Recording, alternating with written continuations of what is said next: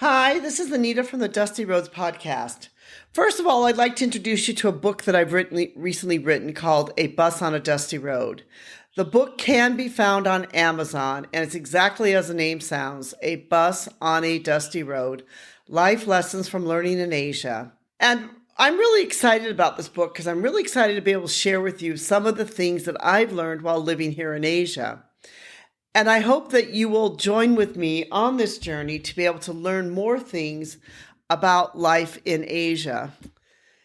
To give you a bit of a taste of it, I start out the book and I ask a question. And I say,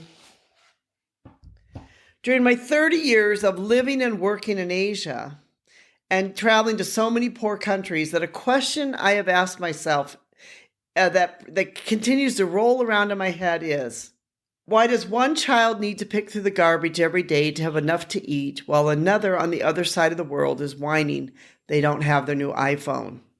And so I kind of try to take that question and try to weave through some of the answers through the book.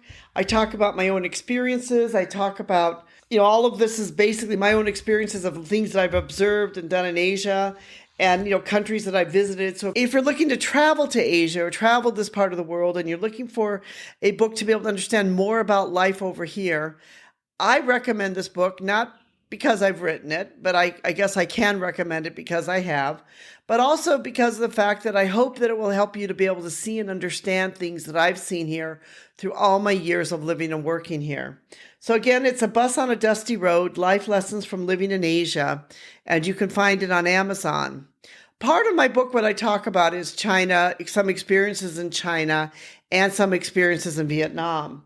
And today in my podcast, I want to talk a little bit about things that China and Vietnam have in common. It's quite interesting that most people, when they travel to Vietnam, and it's been really interesting because for a long time during COVID, we had hardly any foreigners here at all in Vietnam. You could travel the streets, you wouldn't see anybody. And for some reason, the last 3 months, travel to Vietnam has picked up in a huge way. There are so many people traveling here. I don't know if it's got on somebody's to-do list or what has happened, but certainly there's a lot of people traveling now in Vietnam and throughout other parts of Southeast Asia in particular. But what a lot of people don't understand is that for about 1,000 years, the Chinese controlled Vietnam. And this is kind of important for you to understand because of the fact that when you come here, you may see some things which seem familiar. In fact, you might see buildings that have Chinese characters written on them. You might, see Chinese characters written in other places. You might see some things that might feel a little familiar if you traveled to China that you will see here in Vietnam. So there's some, these are some things which I feel like my own observations that China and Vietnam have in common. And basically there's 11 things I've written in this blog about it. But I'm going to go through some of the things here to talk about it. One is a patriarchal society. Both China and Vietnam now have modern societies, but you will find that they are patriarchal societies. That is why, if you're ever looking to do anything like your family history work or genealogy work, some families will have records that will go back 30 generations, but they may only write down the names of the males and not any of the females. Why? Because the females were not considered to be important. And that's very true in China, as is in a place like Vietnam. So it's still considered common for a family to want to have a son. And they may even treat the son very different than the daughter. In fact, the son may get everything. He may, get all the education. He may get all the opportunities, where the daughter may not get as much, especially if the family doesn't have a lot of money.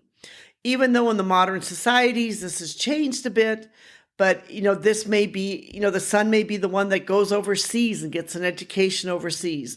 The daughter may not even get an education at all. It can really depend upon the family itself, but this is very true about many of these societies. Chinese and Vietnamese have language similarities, but even though their languages are similar, they're both tonal languages. They can have similar sounds. They can have a similar grammar structure. A Chinese person doesn't understand Vietnamese, and a Vietnamese person does not understand Chinese. So even though the languages may have some similarities, They are different enough that they are two different distinct languages. They can share many traditional holidays. There's many holidays which China and Vietnam both share. There are many that are separate, but of course there's many that they share, especially many of the traditional holidays. And of course, one of the biggest ones is the Lunar New Year. In Vietnam, it's called Tet. In China, it can be called the Spring Festival. They are essentially the same holiday, and they celebrate them about the same dates, and they have a lot of same similarities in how they celebrate these holidays. With these holidays too, you'll find that both in China and Vietnam, they can have lion or dragon dances. The dances may have different names, but they can be very much the same dance. They can look very similar. You may feel that they look similar between China and Vietnam. Both China and Vietnam believe in ancestor worship. You can go into many homes here in Vietnam in particular, and you'll find that in the home, they might have a shelf, and on top of the shelf, there'll be an altar with a picture of their families. You'll even go into stores and other places, and you'll find these little altars and pictures of their families. Many, Chinese too may also have the same thing. They will worship their ancestors. They will know their ancestors. They'll know who they are. You may see them sometimes burning money or burning other things on the street. Especially around the Lunar New Year holiday time.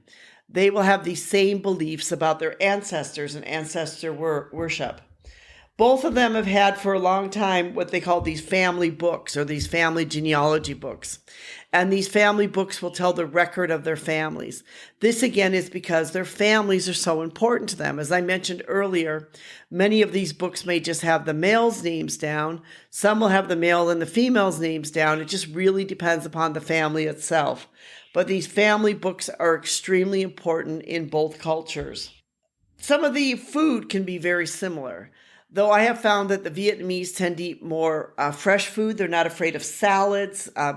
They have a little bit more French food fusion in their food because, of course, they were also controlled by the French. But they may both have some stir-fried meat, stir-fried vegetables. They both might like the stir-fried method. Both of them will maybe put some nuts in their food and like having nuts in their food. So they have some similarities also for the food. Today, they're both socialist and communist countries, which is interesting that both of these countries have governments which can also in many ways be very similar.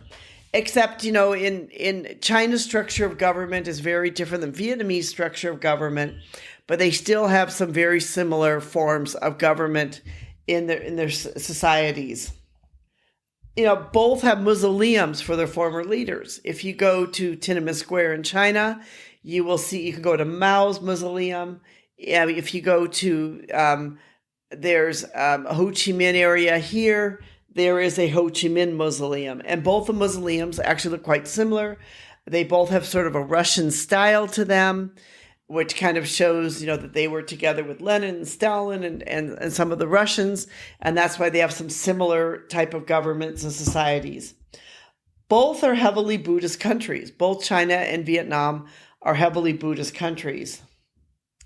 And they are both of them are in Asia. So if you'd like to be able to read a little bit more about this and about the similarities between these two countries, it's quite interesting. There is a lot of similarities. Of course, there's differences too, but in a way, there are a lot of similarities between both China and Vietnam culturally and in their culture and in their way of life and how they view life. I've written a blog called 11 Things China and Vietnam Have in Common.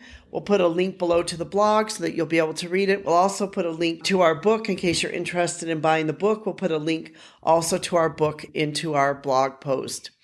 Thank you so much for listening. We really do appreciate you, and thank you for being part of our community.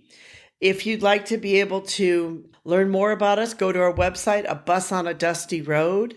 We'd love to have you join us there. And we appreciate you for being part of our community. Thank you so much, and thank you to our tech team who helps put this together.